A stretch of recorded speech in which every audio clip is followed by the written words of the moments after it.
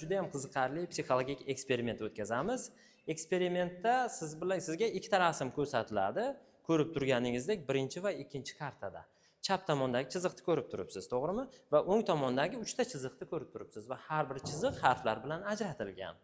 Sizdan talab qilinadigan topshiriq har bir ishtirokchi chap tomondagi chiziqqa aynan teng bo'lgan 3 ta harf bilan belgilangan chiziqni tanlash ko'rsatiladi.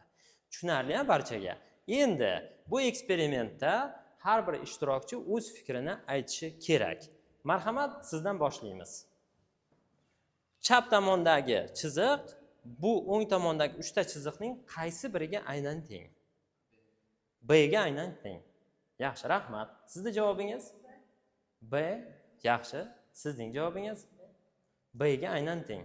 Siz B javobga teng. Yaxshi, rahmat. B ga teng. B javobga marhamat. B javobga marhamat. B javob. Juda ham yaxshi. Endi keyingi bosqichda har bir ishtirokchi tanlagan B chiziqni bitta ko'rsatib yuborasiz. Mana ko'rib turibsiz, mana shu chiziqni hamma ishtirokchi B chiziqga aynan teng deb aytishdi. Shundaymi? Juda ham yaxshi. Endi har bir kishi o'zini fikrini himoya qilishi kerak. Ko'rib turibsiz, B chiziq aynan bu chiziqga qanchalik teng ekanligini asoslab berishi kerak. Marhamat. Nima uchun B chiziq aynan chapdagi chiziqga teng?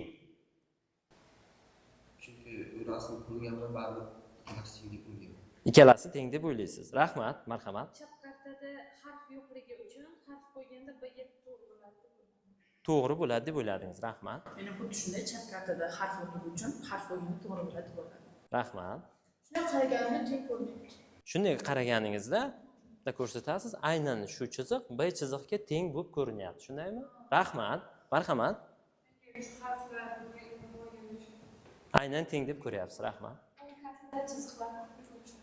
O'ng kartada chiziqlar ko'p bo'lganligi uchun B chiziq teng deb o'yladingiz. Rahmat. Sizga B ga teng deb o'ylaysiz. Marhamat. Menga ham shunday qaraganda o'zi teng ko'rinyapti rasmga. Rahmat. Sizda mumkinmi rasmni oldiga? Xo'p, endi yaxshilab qarang. Chap tomondagi chiziq B chiziqga aynan tengmi? Yo'q. Rahmat. Endi sizga savol, aynan tengmi yoki yo'qmi? Yo'q.